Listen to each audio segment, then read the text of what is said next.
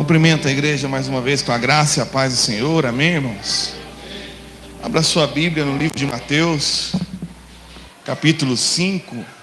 Nós que temos como missão levar as pessoas dessa cidade a um relacionamento crescente com Jesus. Temos nos dedicado aí nos últimos meses a entender um pouquinho mais daquilo que Jesus é, daquilo que Jesus fez, daquilo que Jesus ensinou, daquilo que Ele está fazendo em nós, daquilo que Ele irá fazer em e através de nós. E eu gostaria de ler com vocês aqui o texto de Mateus. A partir do versículo 1 diz assim: Ao ver as multidões, Jesus subiu ao monte. Ele se assentou e os seus discípulos se aproximaram-se dele. Então ele passou a ensiná-los e Jesus disse: Bem-aventurados os pobres de espírito, porque deles é o reino dos céus. Bem-aventurados que choram, porque serão consolados. Bem-aventurados os mansos, porque herdarão a terra.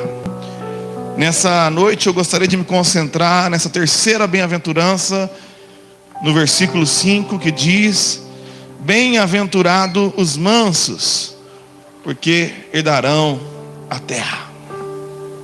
Nós já meditamos aqui nas últimas semanas e aprendemos que a palavra bem-aventurança significa makarios, no grego, extremamente felizes. E ele começa no início da sua grande pregação, da maior pregação de todos os tempos, nos ensinar como alcançar essa verdadeira felicidade que brota de dentro para fora, que não depende das circunstâncias ou da política ou da economia, para que você desfrute no seu interior um presente de Deus, um presente espiritual adquirido com ferramentas espirituais. E agora, nessa terceira bem-aventurança, como em todas as outras, Jesus aparece com uma grande contradição, pois ele fala: muito felizes são aqueles que herdarão a terra. É o sonho de todos, é o sonho dos políticos, é o sonho da igreja, é o sonho de cada um de nós aqui, que nos faz acordar amanhã cedo, herdar a terra, vencer, conquistar. Mas ele fala que os que herdarão a terra são os mansos. Essa é a grande contradição, porque nós sabemos que quando Mateus escreveu o seu evangelho, ele estava escrevendo ao povo hebreu. E o povo hebreu tinha o grande sonho e a grande promessa de, em nome de Jeová, conquistar a humanidade para o Senhor. E ali já tinha 4 grandes seitas: fariseus, saduceus, zelotes. E eles estavam ali na expectativa de que o Messias se manifestaria, e com a vinda do Messias eles alcançariam a libertação do Império Romano e imporia o reino de Deus na terra, através da força, principalmente os zelotes. E de repente chega Jesus e fala: vocês querem herdar a terra? Vocês querem entrar no reino de Deus? Vocês querem ser consolados dessa opressão que estão sentindo? Os mansos é que herdarão. Isso vai contra tudo que eles imaginavam. Não vai ser através da imposição de força, não vai ser através da mobilização política, não vai ser através do militarismo. Os mansos herdarão através da sua mansidão a terra para o Senhor. Como isso era contraditório para os judeus? Como isso é contraditório para a igreja brasileira hoje, literalmente hoje, que ficam na grande e imensa expectativa, baseado na força do homem, na mobilização, no poder, no dinheiro, na conquista, na influência, e se esquecem do que o Senhor disse: não por força, nem por violência, mas pelo meu Espírito, diz o Senhor. Nós temos uma missão na terra, sim: proclamar o reino de Deus até que Ele venha. Mas toda vez que Deus demanda ao seu povo uma missão, tem uma coisa que Ele nunca divide com esse povo, e é a sua glória. Quando Deus mandou Gideão livrar o povo dos amalequitas, o seu povo dos amalequitas, Gideão reuniu uma grande tropa, e aquela grande multidão se apresentou diante de Deus. E Gideão, sim, se apresentando como o menor da sua família, a sua família o menor do seu clã, e o menor da sua tribo, mas juntou uma multidão. Não era ainda suficiente, mas pensou: talvez com essa galera toda aqui, nós vamos nos livrar dos amalequitas. Malditos amalequitas. Deus virou para ele e falou assim: tira uma galera aí. Ficou mais um tanto ali, a coisa já ficou complicada. Poxa vida, já estava difícil com aqueles, agora com esses aqui. Se apresentaram diante de Deus, já desanimado. Oh, Deus, já estava ruim, agora ficou pior. Não tem um meme assim? Estava ruim, agora ficou pior, mas melhorou. Porque Deus falou assim: tira mais um pouco. E de repente eles, que com toda a nação já eram subjugados, agora se reuniam com apenas 300 e tinham que se livrar. Mas o que eles aprenderam é que quando Deus nos dá uma missão, essa missão não é operada por força nem por violência. Eles pegaram vasos de barro e uma tocha, seguiram os comandos de Deus, sitiaram os amalequitas, jogaram o vaso no chão, ergueram a tocha, e Deus operou o milagre, e o povo se confundiu, e eles foram derrotados. Porque Deus não divide a sua glória com ninguém, e Ele não opera pela força do homem, mas Ele opera pelo poder de Deus. Que pena que hoje muitas pessoas não estão adorando ao Senhor, porque estão muito preocupados se domingo que vem vamos impor o reino de Deus no Brasil. Pessoas que não entenderam que o governo que vai entrar vai durar 4 anos, mas a palavra de Deus permanecerá para todo sempre. Eu tenho minha posição política, meus irmãos, todo mundo sabe aqui, mas a minha esperança está no Rei da Glória, e eu não abro mão. Então quando nós vamos meditando a cultura do reino de Deus, nós vemos uma progressão de humilhação. Porque primeiro ele fala: bem-aventurado os pobres de espírito. Primeiro você aprende a se sentir um mendigo espiritual, alguém que não é digno de nada diante daquele que é digno de tudo, alguém que não merece nada. Depois ele fala que bem-aventurados são os que choram. E como eu ensinei semana passada, uma vez que você é extremamente miserável de espírito, se apresenta diante de Deus com essa miserabilidade e oferece a Ele o seu lamento, o seu clamor. Não basta apenas a confissão, é necessário a contrição. Uma dor, um sofrimento pontiagudo interno devido à nossa miséria, um reconhecimento diante de Deus de que não somos nada e não podemos nada. Mas se não bastasse isso, agora Deus dá uma ordem pior. Não basta se reconhecer como miserável, não basta se lamentar como miserável, agora Ele pede que o seu povo se comporte diante dos outros como miserável. Pois esse é o espírito da mansidão. Sem reagir, debaixo dessa constatação, Ele pede que nós não reagimos às ofensas. O que é complicado, porque uma coisa é eu chegar diante de Deus, ceia, e falar: miserável homem que sou. Outra coisa é eu aceitar que você diga para mim: miserável homem que você é, e ficar manso com isso. Uma coisa é eu falar e cantar bonitinho: eu não sou nada, eu não sou digno de nada. Outra coisa é sair daqui ir trabalhar, ser humilhado, ser maltratado, ser cuspido e aceitar. É nessa hora que a cristandade escapa.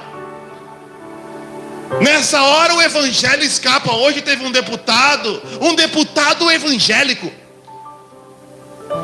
falou um monte de bobeira, falou palavrão, xingou, foi recebido injustamente, preso. Pegou uma arma, tacou uma bala na cabeça dos policiais e disse assim: nem que eu tenha que morrer para estabelecer a cruz de Cristo no monte mais alto. Que cruz é essa? Que espírito da cruz é esse? Que espírito da cruz é esse, igreja evangélica? Que o cara ofende, não pode falar injusta, corrupta, parcial, não, vagabunda, prostituta.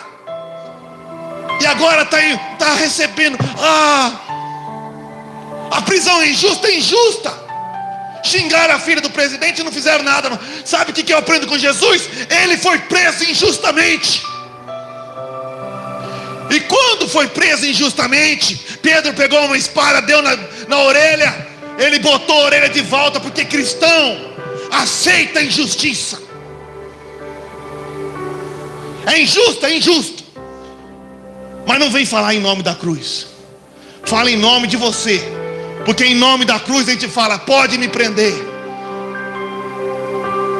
E se tivesse confessado, se tivesse assumido a cruz, a cruz de Cristo teria sido levada ao monte mais alto. Se tivesse acusado a injustiça com verdade, é injustiça, é corrupção, é parcialidade. Preso ao domingo, bota a mão para trás e vai: estou sendo preso injustamente por amor à verdade, e a cruz de Cristo está sendo glorificada. Mas, irmão, esse evangelho saiu da moda. É bonito pegar a ceia e falar: eu sou um miserável. Difícil é ouvir um miserável falar que você é um miserável. Mas sabe quem herda a terra? Os mansos. Mas como que fica a injustiça? A Bíblia está cheia de exemplos de mansos que venceram. Deus deu uma promessa para Abraão, e ele levou o seu sobrinho Ló, enteado. As coisas começaram a crescer, e eles precisavam se dividir. Abraão falou para Ló: escolhe o terreno. Ló escolheu o melhor terreno. Mas no fim das contas, Deus abençoou Abraão. Moisés foi colocado para governar o povo, cheio de poder e de unção. Ele chamou a sua irmã e o seu irmão, Arão e Miriam, para ajudar na humildade. Eu não sei falar, eu não sei. Deus não chamou Arão, Deus chamou Moisés. E o poder e a unção de Moisés era tão grande que começou a atrair inveja nos seus irmãos. Eu já falei aqui, é muito fácil chorar com os que choram, difícil é se alegrar com os que se alegram. As pessoas morrem de inveja. Todo mundo quer ver você bem, mas não melhor que elas. Às vezes até o seu irmão. E aí, Moisés diante de Deus, servindo, chegou Miriam e Arão, falou: só você? Só você? E tentou derrubá-lo. Qual foi a resposta do segundo a palavra de Deus, homem mais manso e humilde da terra? Vamos deixar com Deus. A lepra invadiu a sua irmã, a doença chegou em Arão. E o que ele fez depois? Perdoou. E chegou onde tinha que chegar, porque o que é teu ninguém pode tomar. Porque a esperança dele não estava na força do homem, estava na promessa de Deus. Davi e Saul. Saul era o rei, desobedeceu a Deus. Samuel foi lá na casa do pai de Davi para ungir o filho, que Deus falou que estava lá. Nem lembraram dele, era um Zé Ninguém escondido lá. Botou a mão na cabeça de um: não é. Alguns dizem porque ele era bastardo, outros dizem porque ele era insignificante, tanto faz. Samuel falou, não tem mais ninguém aqui? Tem um Zé Ninguém chamado Davi. E ele diz no Salmos 23, que Deus preparou uma mesa na frente dos seus inimigos, e ungiu a cabeça com óleo até que transbordasse na presença dos inimigos, foi ungido o rei. Mas era um moleque. Na humildade foi servir o rei Saul. Tocava uma lira para tirar os seus demônios, e o bicho começou a ficar com ciúme dele, começou a perseguir.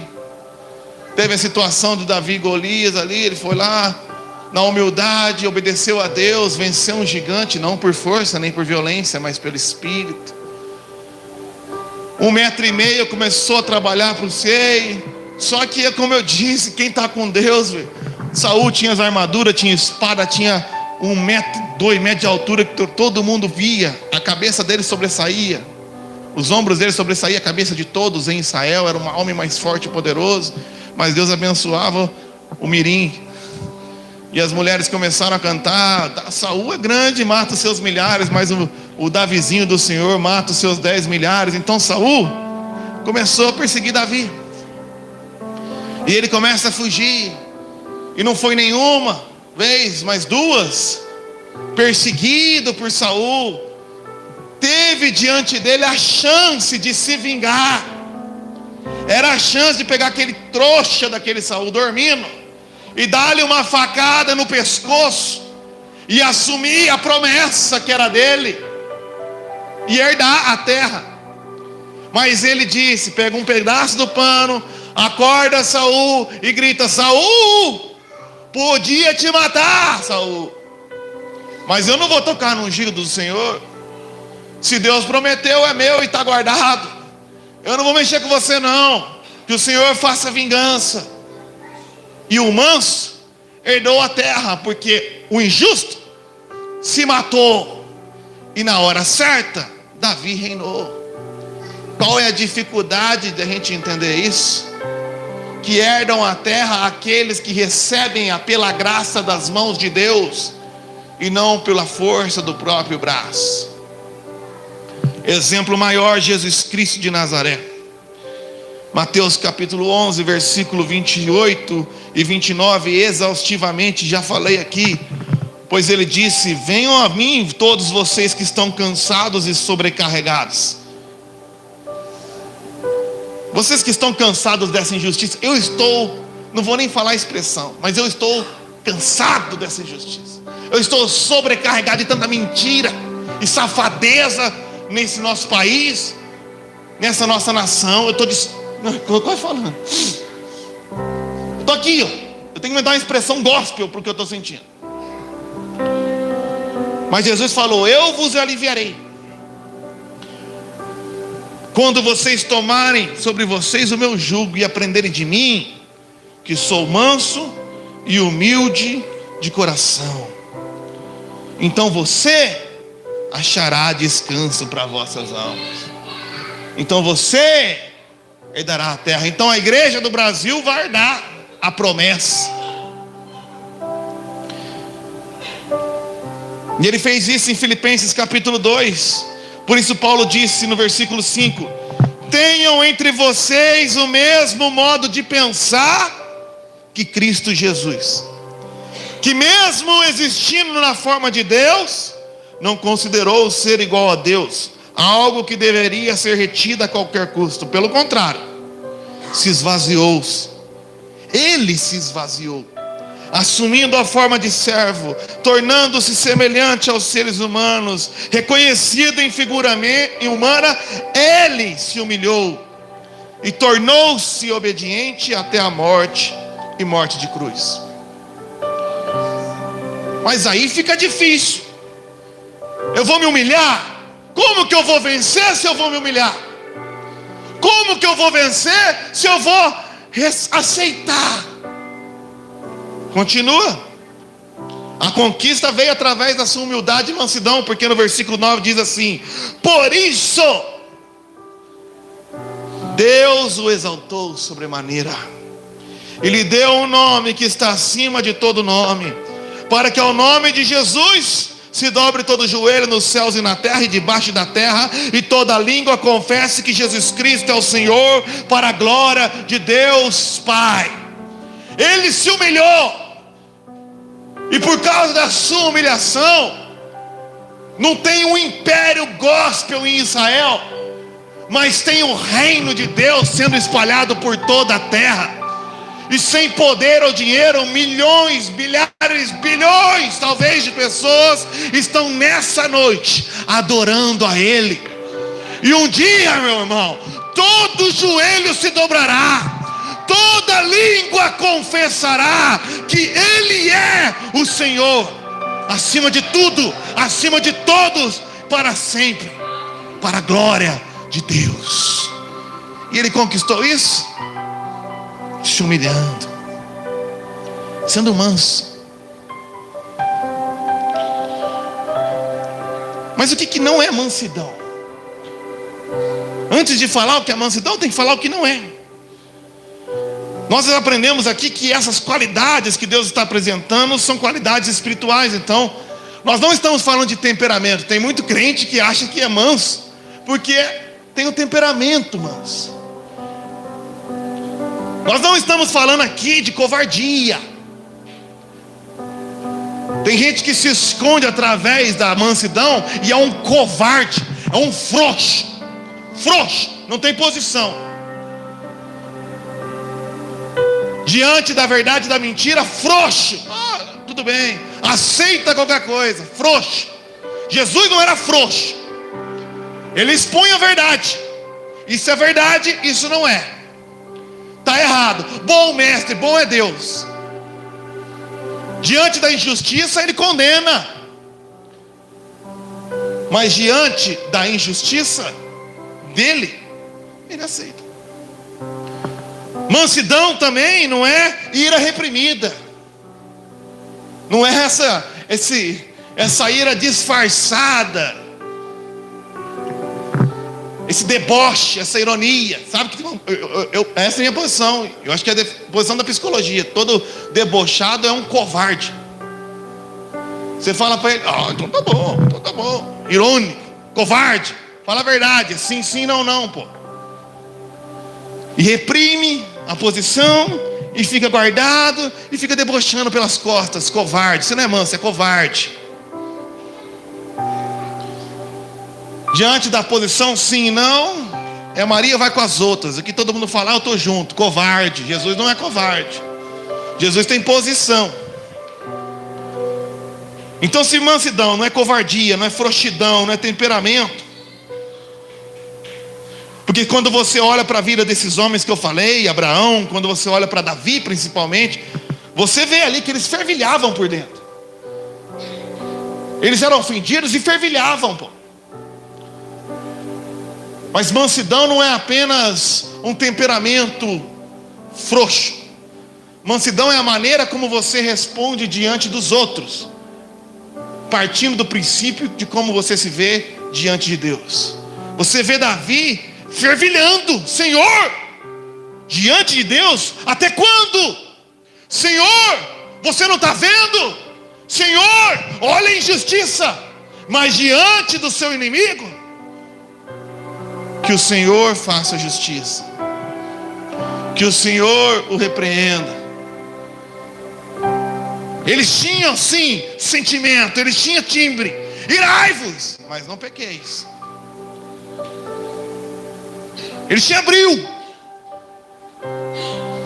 mas colocava diante de Deus a justiça. Então o que é mansidão? Mansidão é a atitude que eu tenho para com os outros, baseado na percepção humilde que tenho a respeito de mim diante de Deus. Uma pessoa mansa não é ultra sensível. Já viu essas pessoas que elas são mansas, mas são sensíveis? Ai, falaram mal de mim, são dodóis, mostrando ali que o seu ego está tão aflorado, que o pastor passou por mim e não me cumprimentou. Você não é nada? Então você não é nada, pô. Ué, eu não sou nada, Deus. Olha, o patrão não me reconhece. Isso não é mansidão. Você não é nada, então não é nada. Você não merece nada, então não merece nada. Então não tem essa sensibilidade. John Bunyan falou assim: aquele que está caído não precisa temer a queda. Aquele que está caído não tem que temer. Eu morri para mim. Separei até uma frase do Game of Thrones. Olha que heresia. Dos Greyjoy: o que está morto não pode morrer. Isso é um manso. Ele já morreu. Ofende o manso para você ver. Vai no velório e fala mal do manso, do defunto. Aqui, olha a roupa do. Olha lá, olha a barriga dele, ó, estufou ainda, ó. Ei, que a nossa amizade seja tão forte quanto esse botão. O defunto está lá. Mas se eu estou vivinho, se eu sou sensivinho, ó, falaram mal da minha barriga. Ó, miserável, o Senhor bota a mão e mata. Olhou para minha barriga, mas não olhou para esse teu nariz, sei lá. E vai para casa chorar. Você está morto, irmão. Por isso que os mortos estão felizes. Porque o cristão cheio do ego está infeliz todo dia. Não me reconheceram, não sou honrado, não me elogiaram, não lembraram de mim. Que tristeza colocar sua felicidade na mão de um Zé Ninguém. D.L. Moody, um dos pastores que eu mais admiro, fala uma frase que eu gosto de repetir. Ele estava sendo muito atacado e comentando essa bem-aventurança diante de muitas ofensas e calúnias. Ele virou para a igreja e falou assim: vocês falam mal de mim porque vocês não me conhecem.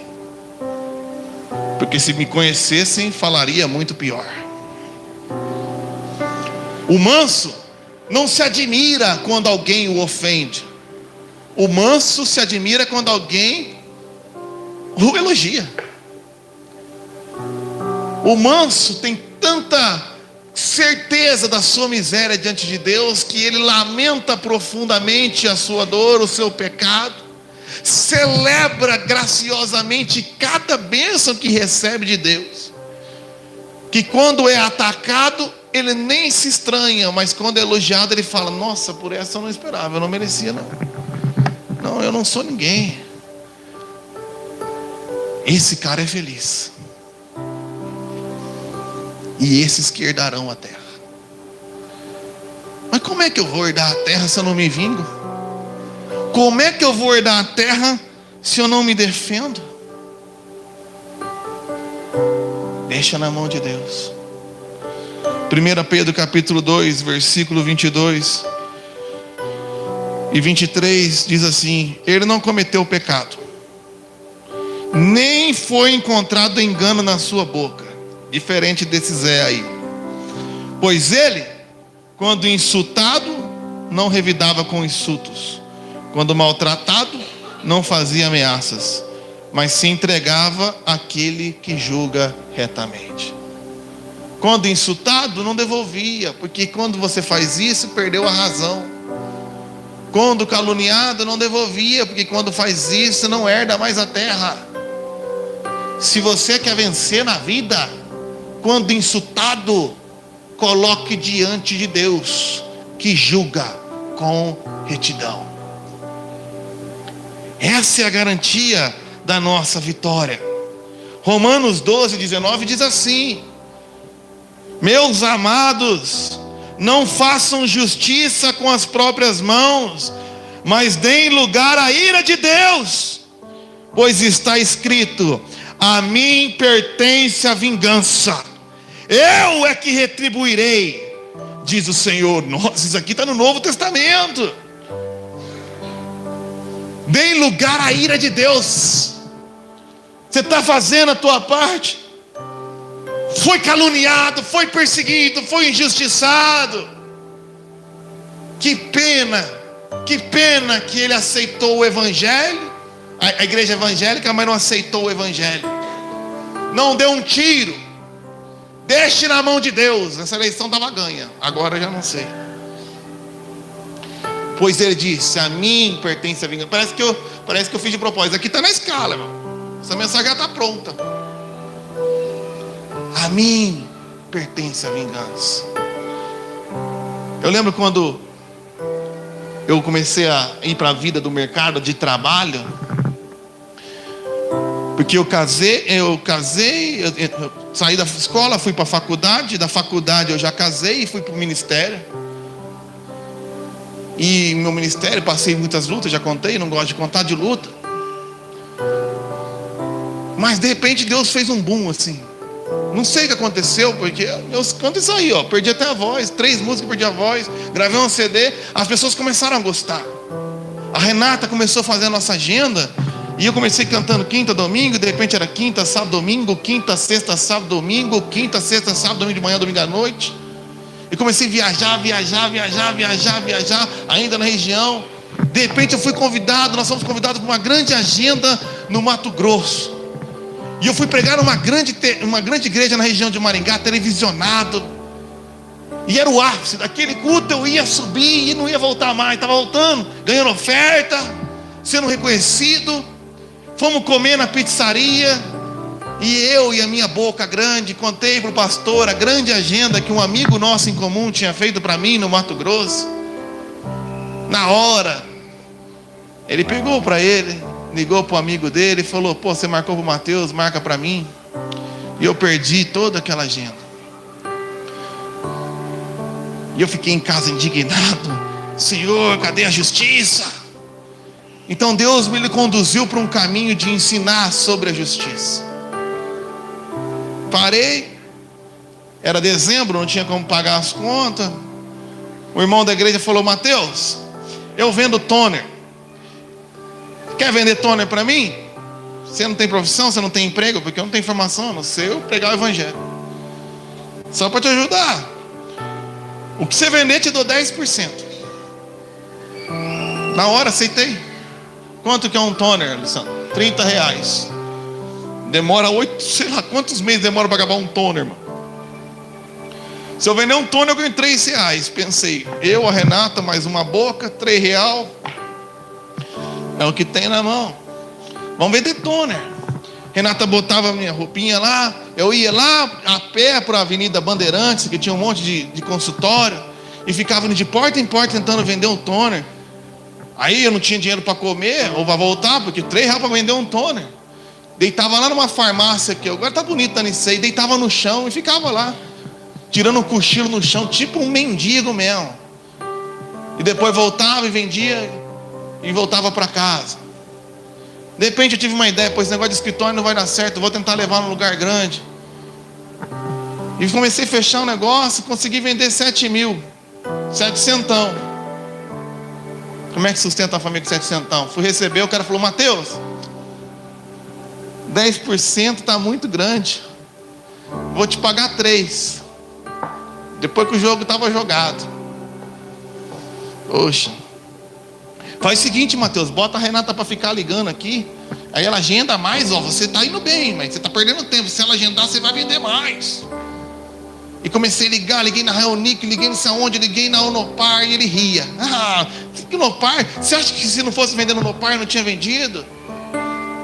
E eu fiquei, a Renata ligando, a gente foi, meu irmão, de repente eu fechei um contrato na Unopar, que eu ia tirar 30 pau de comissão, em 10 meses, 3 pau por mês, tá teto. Ele falou: nossa, Mateus, parabéns, deixa eu ir lá com você, conhecer o cara do compras. Entrei no seu carrão, fomos lá, e eu, inocente, tá aqui, irmão da igreja, líder da minha célula, tá aqui. Esse é o cara do compras. Eles apertaram a mão, cumprimentaram, voltaram do Unopar. Quando chegou no meio da 10 de dezembro, ele falou: desce do carro, Mateus, a partir de amanhã você não precisa mais trabalhar. E eu perdi o contrato. E cheguei em casa chorando. Ele foi muito esperto, porque ele mandou descer do carro antes de falar, porque senão ele que ia estar debaixo do carro. Eu ia para frente e depois ia dar ré, só para conferir se não era um quebra-mola mesmo. E fiquei pensando: miserável homem que você é, quem te livrará dessa morte? R$3. Aí fui para outra igreja, né? Nessa igreja eu não ando mais, só eu fui falar com o pastor dele. Pastor, lógico, um miserável como eu e o dizimista. Rodei, né? Fui para outra igreja, o cara falou: olha, aqui na nossa igreja tem um irmão que tem filtros Europa. Você vai instalar o filtro lá. Se você conseguir vender, eu te pago 10%.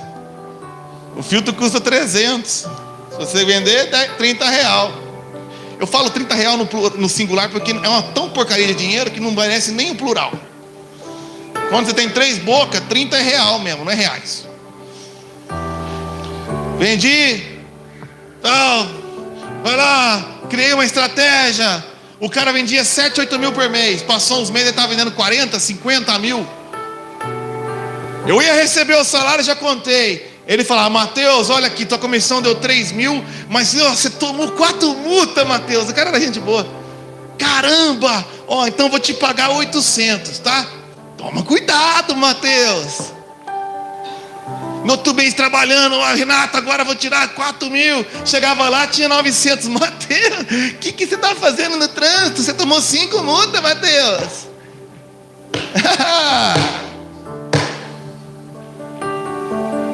Ficou um ano inteiro me roubando. Chegou no aniversário de casamento, 8 de dezembro. Eu falei: Renata, esse não vai nem que ele botar 10 multas, eu vou ter dinheiro para levar você para comer. Ele inventou 10, ele inventou 15. Cheguei no 8 de dezembro, o desgramado não estava nem lá para me mandar. Falou: Mateus, a secretária, está aqui, Mateus, R$800. Eu falei: R$800 o quê? R$800. Cadê meu dinheiro? Mateus, ele falou da multa de novo. Eu falei: mas eu já tomei multa que eu vou ser preso, pô. Peguei o carro dele e falei: agora tá bom, ele me roubou 3 mil, mas eu vou pegar esse carro da empresa e enfiar no lago da porra. Quero ver quem vai buscar aquela porcaria de lá, sem seguro. Rodei, um ódio desgraçado dentro do meu coração, torcendo para achar ele.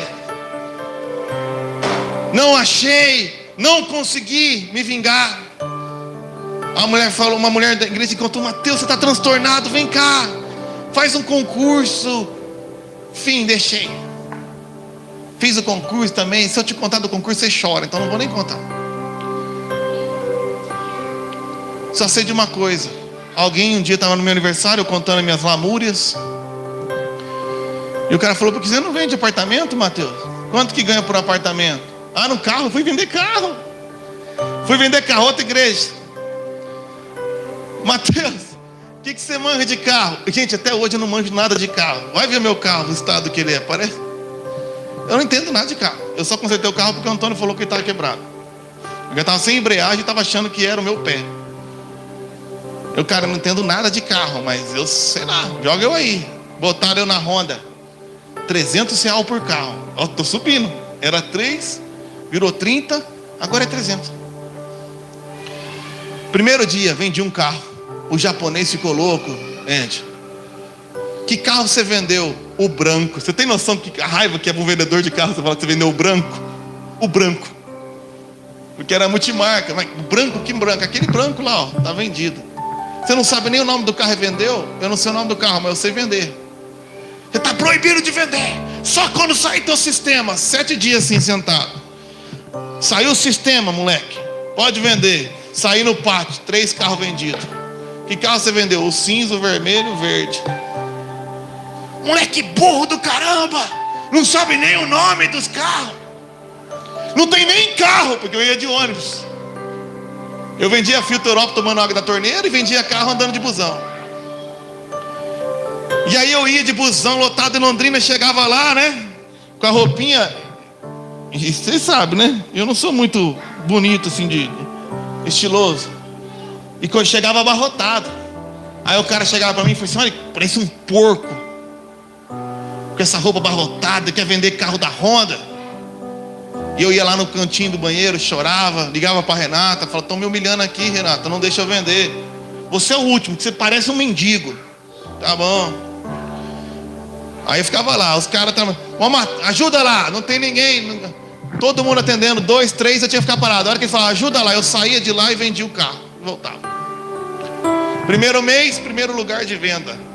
A loja vendeu 12, eu vendi 9. Segundo mês, primeiro lugar de venda. Terceiro mês, primeiro lugar de venda, fui fechar o contrato de efetivo.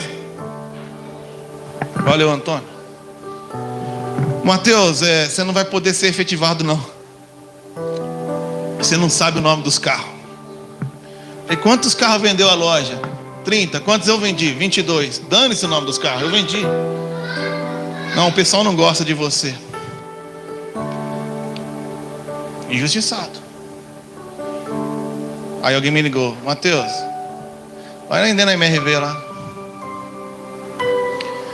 Pergunto para você, eu me vinguei de alguém? Eu não me vinguei de ninguém. Na primeira loja eu ganhava R$3 por venda. Fui roubado. Deus me levou para um segundo lugar. Eu ganhava R$30 por venda. Eu fui roubado. Deus me levou para outro lugar. Eu ganhei R$300 por venda. Eu fui roubado. Agora Deus me colocou na MRV. Eu ganhava R$3.000 por venda. Sabe o que aconteceu com as 3 últimas empresas que eu trabalhei? As 3 faliram. Não existem mais. E no primeiro mês eu vendi 5 apartamentos. Já tirei de lá 30 pau no meu bolso. Porque eu não me vinguei de ninguém, mas Deus cuidou de mim. É isso que a gente tem que aprender. Eu botei na mão de Deus. Deus colocou, tem uma história de Esther, onde tinha Arã e Mardoqueu. E Arã era o Mardoqueu era o único que não se dobrava. Arã era muito sensível, gostava de elogio. Mas aquele cara tinha princípio: eu só me prostro diante do Senhor. Chegava na hora de se prostrar, ele ficava em pé. Arã foi pegando raiva e começou a preparar uma artimanha para aquele cara. E de repente o rei chamou ele, chamou Arã e falou assim: olha, é o seguinte, tem um homem que que me ajudou muito aqui no reino. Eu queria homenageá-lo. O que você faria? Arã pensou que era para ele e começou a falar: olha, eu colocaria ele no cavalo real, botaria com vestes e saía espalhando. Esse é um grande homem. Então o rei falou para ele assim: então pega Mardoqueu e bota ele no cavalo. Começou a vingança. Arã ficou doido da vida. Teve que ver o inimigo dele sendo honrado e preparou uma forca enorme na frente da sua casa. Preparou uma vingança. Na mentira, na corrupção, por debaixo dos panos, armou um jeito de matar não só Mardoqueu, mas todo o povo judeu, o povo de Deus. Mas Deus já tinha previsto isso e colocado ali a Esther do lado. O povo desesperado, Arã planejando, mas nada escapa dos planos de Deus, meu irmão. Nada escapa. O povo se prostrou, orou, na hora certa, no tempo certo, a rainha certa falou as palavras certas, com amor e humildade: venha na minha casa, volte amanhã. E sem frouxidão, mas com mansidão falou. Fizeram isso. E a forca que Arã preparou para Mardoqueu na frente da sua casa foi a forca que ele foi enforcado. Você sabe o que falta para a igreja? Sabe o que falta para os cristãos? Terem fé que a vingança é do Senhor. Terem fé que o mundo planeja e arquiteta. Mas se Deus falou que os mansos herdarão a terra, deixe na mão de Deus, porque Ele vai fazer acontecer. Eles arquitetam, e como disse Davi: meus inimigos armam contra mim, mas são eles que tropeçam e caem. Quanto a mim, só peço uma coisa ao Senhor: que eu possa estar na sua presença todos os dias da minha vida. Porque enquanto eu estiver na presença do Senhor, coitado dos meus inimigos, eles planejam e o Senhor ri. É isso que ele fala. Eles tramam, o crente desespera, mas Deus ri. Pois Ele é soberano e o seu trono está estabelecido, como disse Oséias: calem-se diante dele toda a terra, o Senhor está no seu trono. Calem-se diante dele, o Senhor está no seu trono. Ele não está falando que Deus está sentado, Ele está governando, Ele está reinando. Ele é o Rei da glória. Ele venceu a morte, Ele venceu o pecado, Ele venceu o mundo. No mundo tereis aflição, mas eu venci o mundo. Eu vim como cordeiro, mas vou voltar como um leão. Eu desci humildemente, mas fui recebido diante dele em glória. No Salmos 24, levantai a porta, as vossas cabeças, levantai-vos, ó portais eternos, para que entre o Rei da glória. Quem é esse o Rei da glória? O Senhor forte e poderoso, o Senhor poderoso das batalhas. Ele é o Rei da glória. Ele sabe que eu não tenho condição de me vingar e me manter feliz. Ele sabe que eu não tenho condições de me vingar e manter a leveza do meu coração. Então Ele fala: meu filho, eu estou cuidando de você, meu filho. Eu estou vendo, meu filho, eu estou ouvindo. Descansa. Aprende de mim.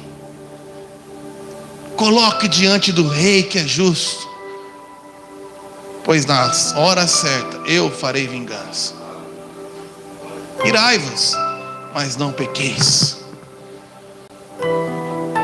pois vocês herdarão a terra. Bem-aventurado os mansos de espírito. Bem-aventurado aqueles que se reconhecem como mendigos, se reconhecem como tal, e que quando são tratados assim não se lamentam. Fiel é esta palavra: se já morremos com Ele, também viveremos com Ele. Pois se perseverarmos com Ele, também com Ele reinaremos. Coloque-se de pé, irmãos. Senhor meu Deus, eu sei que o Senhor quer estabelecer o seu reino de justiça, paz e alegria aqui na cidade de Bela Vista do Paraíso, Pai. Eu reconheço, Pai, que o Senhor tem uma grande obra para fazer no nosso Brasil, no nosso país, na nossa nação. Mas não vai ser através de força ou violência, vai ser pelo Teu Espírito, Pai. Então, a começar em mim, ó Pai, um jovem iracundo, revoltado, opera um milagre da mansidão espiritual,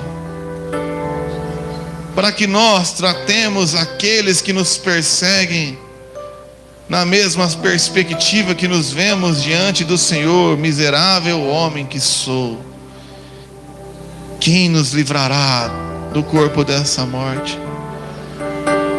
Miserável homens que somos, quem nos livrará de tanta injustiça e corrupção? Miserável igreja que somos, quem nos livrará das hostes do inferno que tramam contra nós? Os poderes, as potestades, os principados, os poderosos, a mídia, o dinheiro. Quem nos livrará? Nós não temos nada, Deus. Nós não temos dinheiro. Não são muitos de nós os sábios, os poderosos. Quem nos livrará?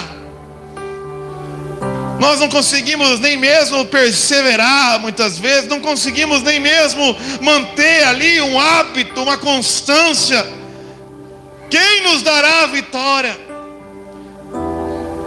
Mal consigo lidar com os meus pecados. Mal consigo lidar com as minhas dores emocionais. Como podemos curar essa cidade? Quem nos livrará? Quem nos livrará desse império romano que domina a cidade de Bela Vista? Com dinheiro, influência, poder. E nós aqui tão pequenos, miseráveis, falhos, sem estrutura, sem mobilização, sem dinheiro, sem poder. Quem nos livrará? Quem nos dará a vitória? Quem nos fará herdar essa terra para a Tua glória? Graças a Deus por Jesus Cristo. Graças a Deus por Jesus Cristo, o Senhor poderoso das batalhas, o Rei dos Reis, o príncipe dos reis da terra, o Senhor dos senhores, aquele que diante dele fará brotar e dobrar todo joelho, aquele que não tolera a injustiça e um dia julgará a todos retamente, aquele que não deixa passar um tio sequer, mas no tempo certo exercerá a vingança, a vingança, a vingança do Senhor. Mas até lá, Senhor, opera em nós o fruto do Espírito Santo. Até lá, opera em mim a justiça, a paz, a alegria, a mansidão, o domínio próprio, a longanimidade e a fé que o Senhor está no controle, a fé que o Senhor tudo vê, a fé que o Senhor tudo sabe, a fé que o Senhor tudo pode, e assim como prometeu, fará, assim como disse, será. Opera em nosso coração a fé, a expectativa, não em homens, não em poderes, mas no Senhor, mas no Senhor. Mas do Senhor. Tem misericórdia, Deus. Nós não somos nada, não somos nada, mas nos comportamos como se fôssemos muito. Opera em nós a mansidão, para que pelo teu nome herdemos essa terra, para que pelo seu poder herdemos essa terra. E quando o Senhor fizer, não restará aos olhos de ninguém nada mais além do que dizer: honra, glória, domínio e poder ao único que é digno de receber. A Ele a glória, a Ele a honra, a Ele o louvor, pois só Ele podia fazer o que Ele prometeu. Só Ele podia fazer isso, além de tudo, através de mim. Só Ele pode fazer, e Ele fará. Pois só tem uma coisa que Ele não pode fazer: é mentir.